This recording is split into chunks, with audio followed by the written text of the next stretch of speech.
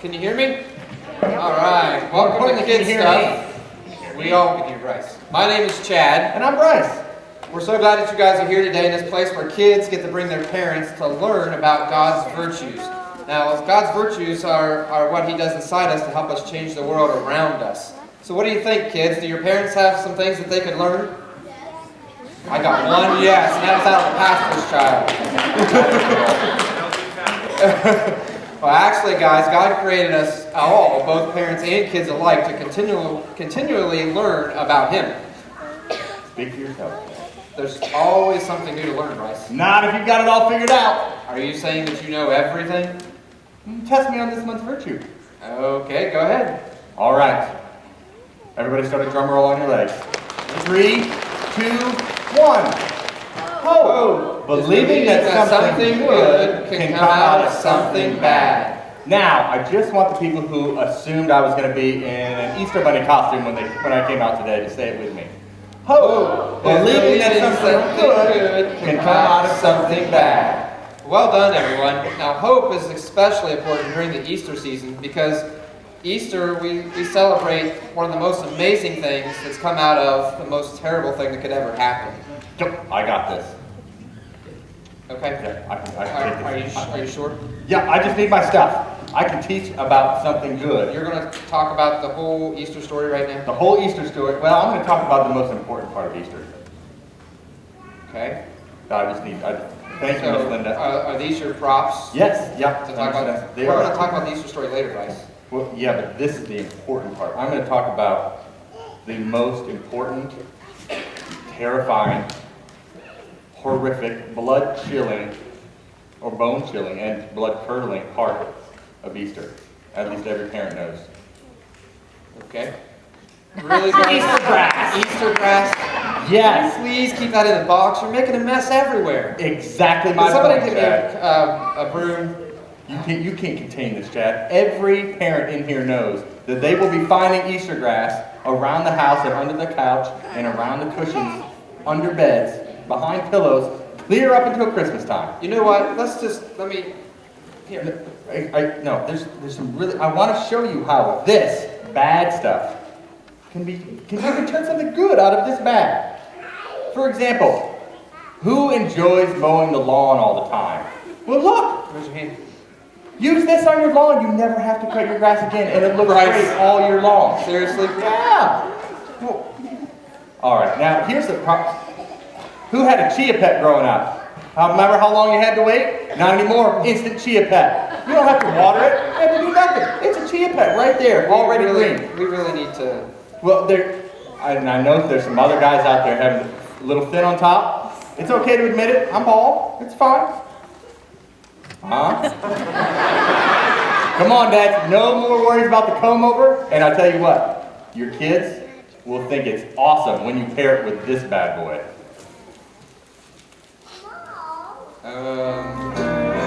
Okay, I guess. Want a hula? I'm good, Bryce.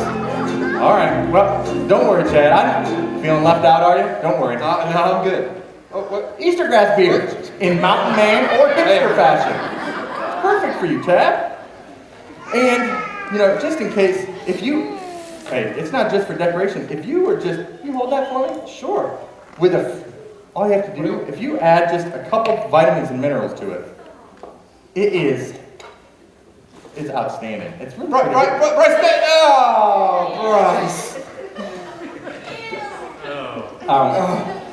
Don't try that one at home.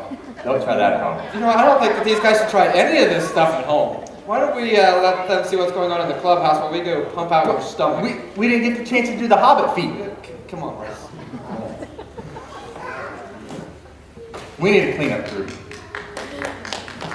Heute kommt mein Schatz, zu mir freut sich die Lies. Aber über Oberammergau oder aber über Unterammergau oder aber überhaupt nicht kommt, es ist nicht gewiss. Quick, gotta get it all in before the rain comes. This will be the biggest production of the decade. It will rival that of the Oberammergau Passion Play. He's speaking of the largest Christian outward way done in Oberallgäu, Germany since 1634. It attracts 500,000 visitors. Will be that big? Big. Our angels will be taller, shinier. Peter and John will run faster, and Mary will be more terrified. I'm terrified of being blinded by all that material. Nonsense. You've got to film this for our award-winning documentary. Gordo, how are the sounds coming? We have enough flashing lights to start our own disco. What about the sound? We have enough sound cues to rival Taylor Swift. We got to wow the audience. We got to turn just a few paltry paragraphs from that fisherman man named John into the biggest extravaganza that will change their lives forever. Is it really, is it us they're supposed to remember? We're the ones putting on the performance.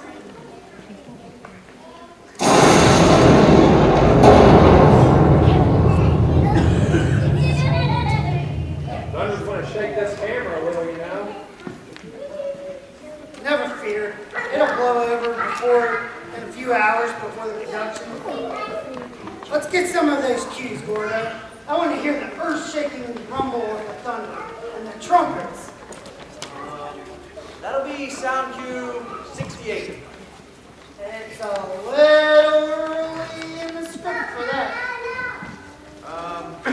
Wait a minute. You mean that sound cue? That is 192 cues. And that's before we do that, it'll be 2 minutes. So go cue 192.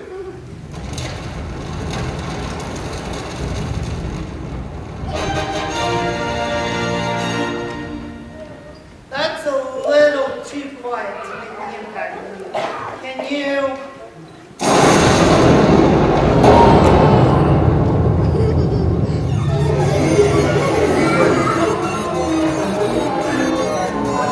What's going on? It's a power. We're doomed. Whoa. Thought we were in trouble there. I'm good. Gordo? I'm dead. My computer's dead. But you can bring it back, right? My super secret key combination isn't working. I fear the intros are fried. Well, what about all our sound and light cues? Dead. That leaves us, with just a single progressive ball to use. Gordo, you've got exactly 1 hour and 53 minutes to resurrect this performance. Well, this is going to take an Easter miracle. Come on.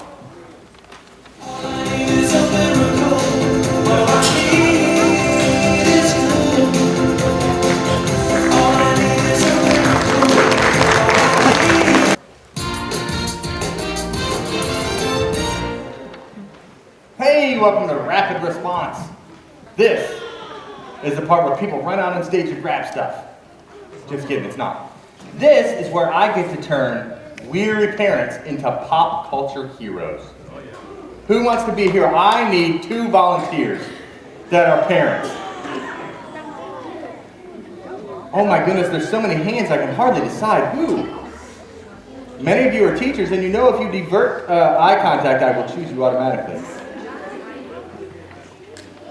Oh, I see. There's one hand up over here. Yes, Mrs. Rip, come on up. I need one more volunteer. One more good volunteer. Was John feeling sick? He's hiding. Oh, John, are you looking for your volunteerism card down there? Time I should have been. Okay. Well, as soon as you're done, why don't you come on up? Thank you very much. This is an exciting game called Grand Peep Pre. The rules are really, really simple. We're going to give you 30 seconds, and you have to build the biggest tower you can using nothing but these peeps. And the winner, you don't even have to use that one. The winner is not only going to get a fabulous prize, but you're going to get adoring looks from all these people in here. And a hearty round of applause, I'm sure. Are you both ready for this? No, of course not. You can't prepare yourselves for this. But could I please have 30 seconds? Do we have a counter clock? What do you mean it's not going to be good? This is going to be awesome. I'm thinking. John, you can't win with that attitude. I want you to make something good out of something bad. You ready?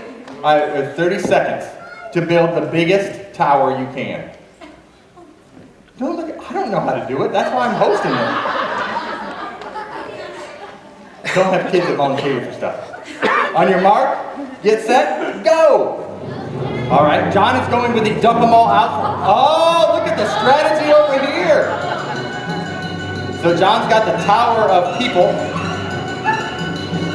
Hey, is somebody live tweeting this? Get it? Live tweet? Beep, tweet? Huh? John has broken the bowl. We'll put that back in Heather's budget somehow. Clearly we're doing the mashing together as fast as you can. You've got, we'll give him a couple more seconds because I think you've got 10 seconds left. 5, 4, 3, 2, 1, time. Now, I need some audience participation to let me know who won this fabulous prize. Is it A? Or Pastor John? All right, if I could have the prizes out here, congratulations. Thank you both, first of all. A hand for both of our volunteers. Because that wasn't peepy enough.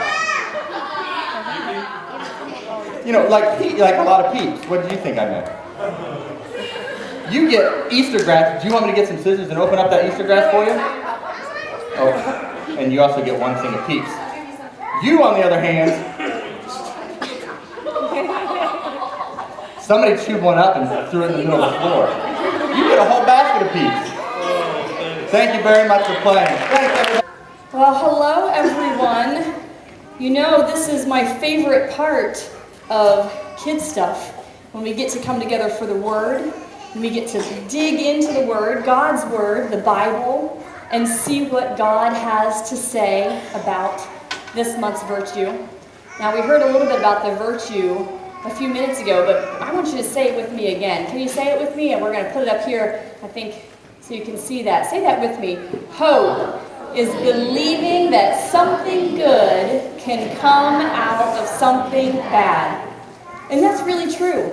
I believe that with my whole heart.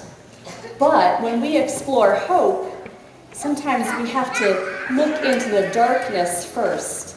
And that's what makes today's story kind of difficult. Now, I promise you, there is a happy ending. You're not going to hear that just yet. But here's today's story. Jesus was in Jerusalem to celebrate the Passover with his friends. But the religious leaders did not like the things that Jesus was teaching. They had been trying to take him down for a long time, and finally, they got their chance when Jesus' close friend Judas promised to help them arrest him. And do you know what Judas got out of it?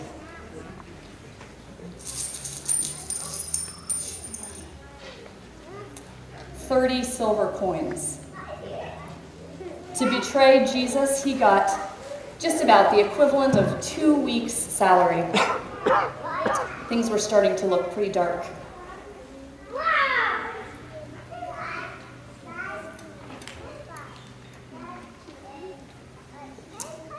After Jesus and his friends ate the Passover meal together, they went to the Garden of Gethsemane to pray.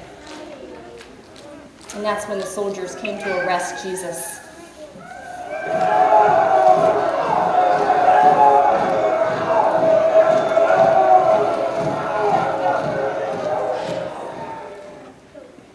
The soldiers hauled Jesus away to stand trial before the high priest.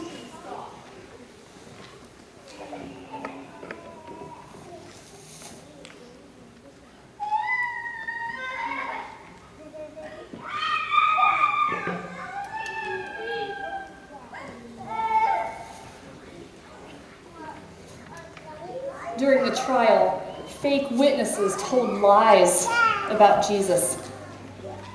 And outside, Peter, one of Jesus' friends, warmed himself by a fire, waiting to see what would happen next.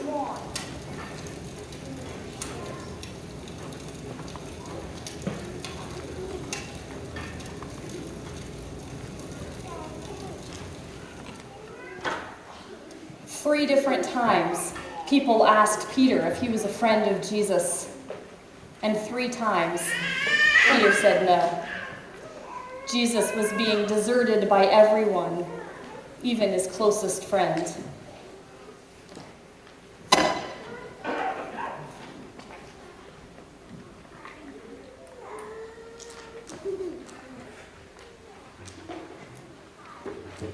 The high priest sent Jesus to the Roman governor Pilate, hoping that he would sentence him to death.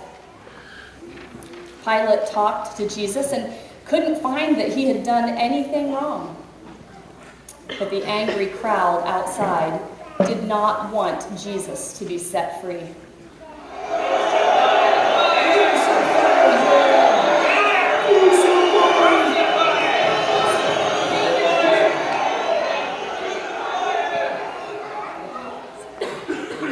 Now, Peter did not want to get in trouble with his Roman bosses, so he gave in to the crowd, and he sent Jesus away to die.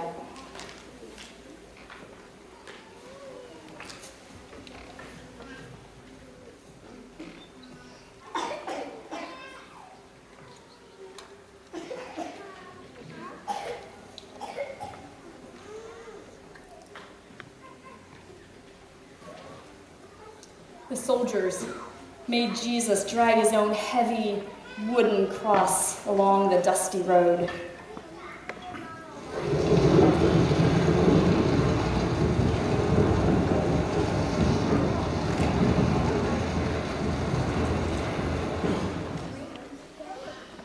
When they reached the hill of Golgotha outside of the city, they nailed Jesus' hands and his feet to the wooden beams, and they raised the cross up high.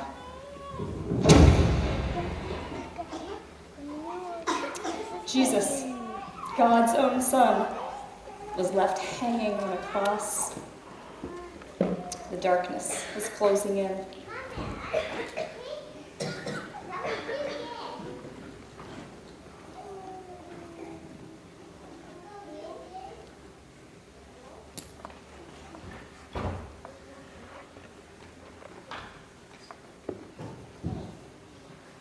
Bystanders mocked and challenged Jesus. He saved others, but he can't save himself, they laughed. The Roman soldiers even played games while waiting around at the foot of the cross.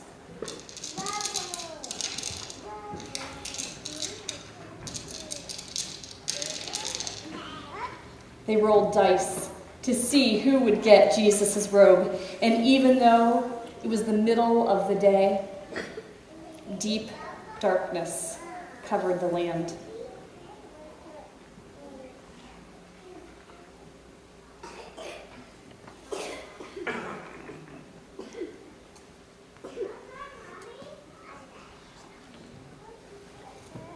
At last, Jesus cried out in a loud voice, "It is finished." And he died.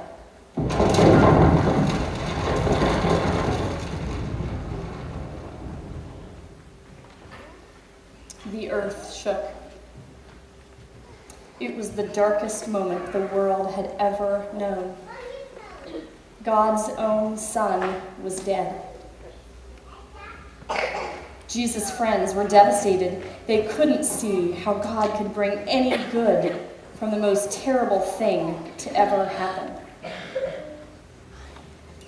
But in that deep, deep darkness, God was still at work.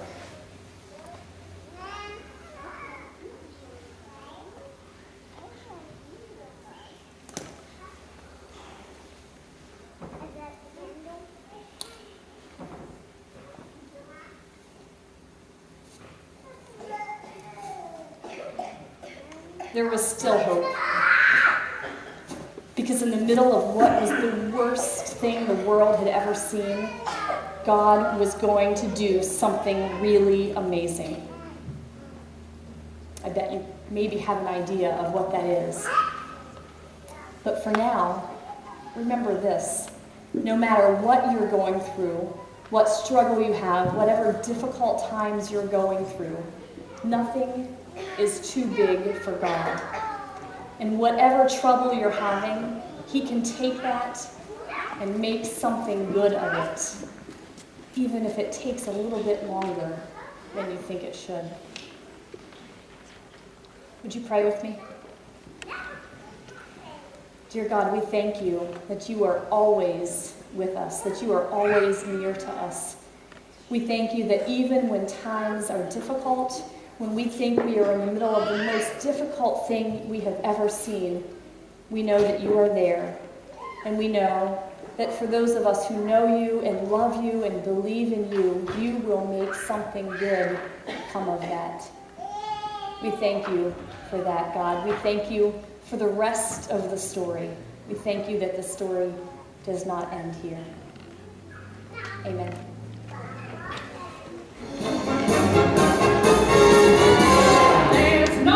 Business like show business, like no business I know. Everything about it is appealing. Everything attractive. 1 minute to showtime. It appears our audience will rival over Moscow. Seriously? No, but saying over Moscow keeps me from becoming anxious about our intended course of action. Over Moscow, over Moscow, over Moscow. But you fixed everything, right? You got your secret weapon right there. Oh yeah. Tyler's collecting up the rest of it though. Well, he's only got 18 seconds. He'll be here. Amy, come on. I totally got it. Sorry we're late, guys. Tammy is your secret weapon? Yeah, we're just point these at her. But the lights, the sound cues. Oh, but check out the reflective power here. Go Q1. Oh, no.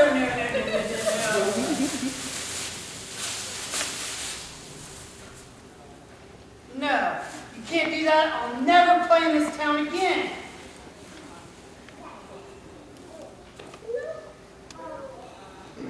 Ladies and gentlemen, children of all ages, Netflix subscribers, I regret to inform you we're canceling the show. It's over. We had such amazing plans here. All our amazing sound and lighting perished with Gordon's computer. If you could only have seen what we would have shown you. Mary would have entered right over there. She's weighted down with sadness. Jesus is dead. She's searching in the dark for his tomb, but it's empty. But then she discovers Peter and John and the disciples. She frantically searches for them, but hears a hollow knock on the door. Finds them still in their night clothes. She quickly takes them to the tomb, and they too find it still empty.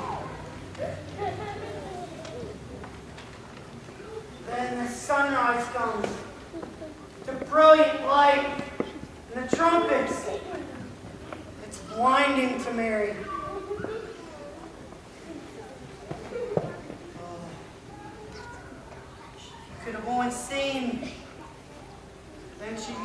from a voice saying her name with this kind of reverb, Mary. And she realizes it's Jesus. He's alive. God has raised him back to life, bringing the most amazing thing ever out of the worst thing ever. It's all peals and bells and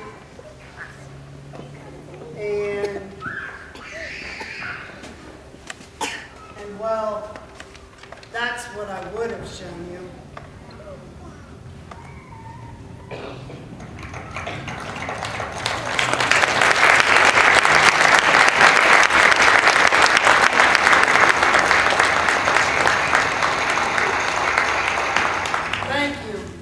Thank you.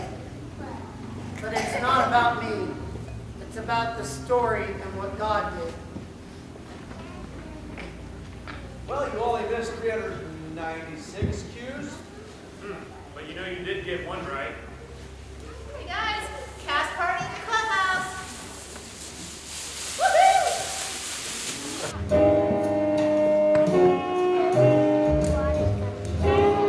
When you've got problems that need solving, questions that need answering, or someone you can give your marshmallow peeps to, call Sam. Sam Shovel, private detective.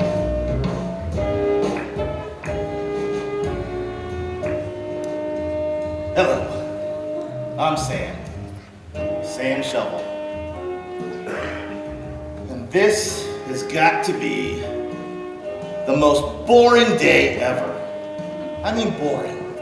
Like washing your pet rock, or watching the grass grow, waiting for paint to dry, making your own cheese, all of the above. Just boring, boring, boring, boring. I once slept an entire day, and that was more exciting than today. At least then, I dreamt of Betty White riding a Bengal tiger, leading an army of Twizzler men. Now, that's something. But today, no. Today, doll. Doll is a knife created by a man made entirely of butter. I've been walking around, racking my brain, trying to think of something to do. But I've got bupkis, and I'm not talking about Webster's daddy. All you 40-year-olds know what I'm talking about. Today has got to be the most worthless day ever. Well, now that's convenient. Wonder who that is. I'm not expecting that one. Well, hello. Come on in. And who might you be? I'm Mary. Mary, quite contrary? No, Mary who had a little lamb? If you... Proud Mary, keep on... No. Rolling? No. Rolling? Mary, mother of Jesus. Listen. I'm all out of Marys. I give up. I'm Mary Magdalene. Is that right? I always forget about that one. Maybe I should just take my case somewhere else. Case? Ooh. You hold your horses there, Gary. Didn't we already establish... Listen, Terry. I need this case. This has been a real rough last couple of days. Oh, you too. If I woke up with my head sewn to the carpet, couldn't get much worse. Okay, you can have the case. Well, zippity-doo-dah. What's it about? The body of Jesus has been stolen. Excuse me.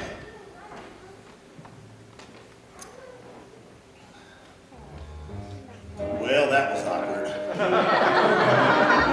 I said zippity-doo-dah to someone who obviously had a very traumatic experience. I feel awful. I feel bad. Not bad like I just ate your lollipop bad, but bad like I accidentally burnt down your house bad. Well, I'm gonna take her case, and I'm gonna turn her frown the other way. Listen, Sherry, I'm gonna take your case, and I'm gonna get to the bottom of this. Or my name's not...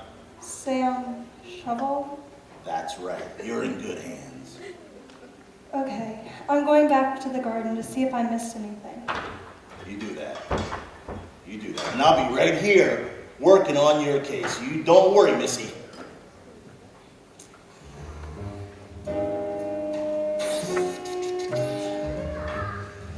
Listen, friends, I'm in trouble. Trouble with a capital T. That rhymes with, well, I'm in trouble. You see, I've never had a case like this. This is the big leagues, a missing body case. I'm used to the small leagues, like missing donut, which was really not missing in the first place because I ate it. And we're talking about Jesus here, the Son of God, Jesus. What am I going to do? Well, I could close up shop and run for the hills, like screaming like a little 9-year-old boy being chased by a bar of soap. And that would be pretty scary because soap usually don't have legs.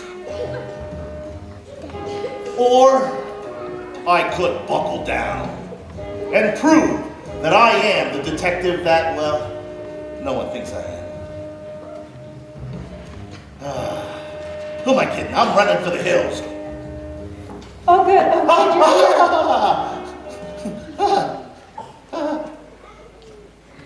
Of course I'm here.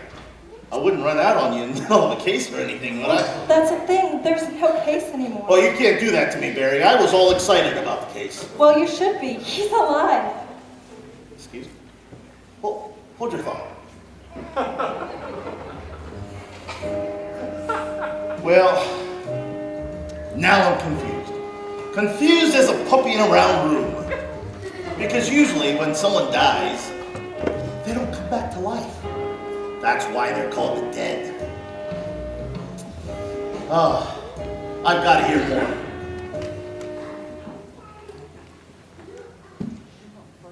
I've got to hear more, Gary. Well, I went to the garden alone. While the dew was still on the roses? Well, yes. I went to the tomb sad because I knew he was gone. But then I saw angels, and I saw this man who I thought was a gardener. But he said my name, and I knew it was Jesus. He's alive. Alive? I charge more for those cases. I don't need you to find his body anymore. He's alive. Well, obviously, he said your name. This is the greatest day. I have to go tell all of our friends. Okay.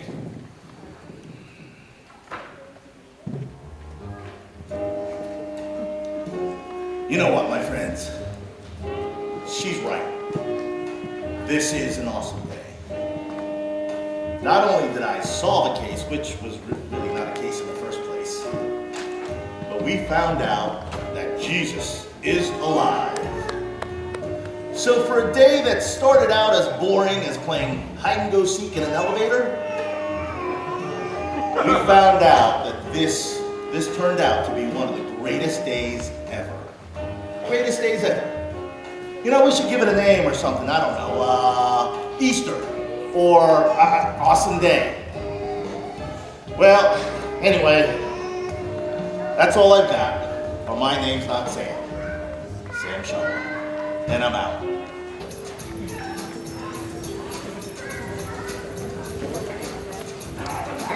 Well, I have to say, the production that really wasn't a production turned out amazing. Although I think a little more sequence would have made it better. I'm just glad for the chance to see how God could take something bad and make it into something good. You know, the plethora of sounds and lighting cues that we have would probably have overwhelmed the overall story thematic. And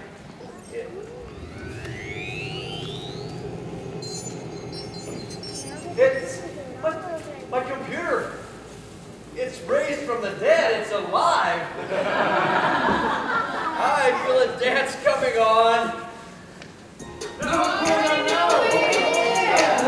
Now watch me whip. Now watch me nay-nay. Now watch me whip. Watch me nay-nay. Now watch me whip. Watch me nay-nay. Now watch me whip. Watch me nay-nay. Now watch me bop, bop, bop, bop, bop, bop.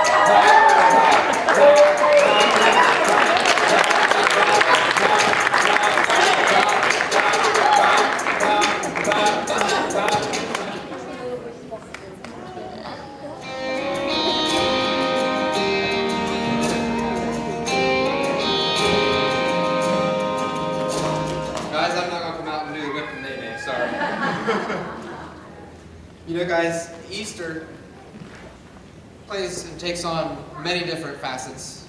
There's the Easter Bunny, there's jelly beans, there's chocolate, and all those things are fun, and the Easter egg hunts and things that we like. But you know, Easter really, at the heart of Easter, there's something far more important, far greater, and far grander than all those things. Does anybody have an idea what that is? Yeah. Go ahead. Yep. Yep. That is right. So God, he said, when Jesus came back to life. So God did a very special thing. He sent his only son, Jesus, to live here on earth with us, to experience everything that we do, all the heartaches, all the trials, all the tribulations. But then he also allowed his son to die on the cross for your sins and my sins. A punishment that we deserved.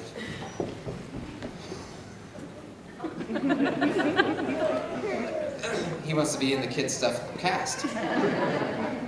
A punishment that you and I deserved, but Jesus died on that cross for us. But you know what, guys? That's not the end of the story, because the exciting part of the story is that Jesus is alive.